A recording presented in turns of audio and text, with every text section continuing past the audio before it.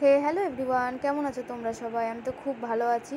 আর সকাল সকাল উঠেই আমি একেবারে চান করে পরিপাটি করে গুছিয়ে নিচ্ছি। এবার চলে যাব পুজো দিতে। আগে তুলসী তলায় জল দিয়ে নিলাম, আর তারপরে এই যে কালকে পরেছিলাম সেই শাড়িটা, সেটা তাড়াতাড়ি করে চটপট একটু ধুয়ে দিলাম। এই ঘরটাতে নাড়লেই না বাইরে যা রোদ্দুরের তাপ শুকিয়ে যায়। ঘরটা তো কমপ্লিট হয়নি, তাই আমি ওখানেই নাড়ার চেষ্টা করি। এই যে দেখো, সকালবেলা ঠাকুরকে গুছিয়ে পুজো দিতে আমার ভীষণ শান্তি লাগে। তোমরা দিয়ে দেখো, খুব শান্তি পাবে।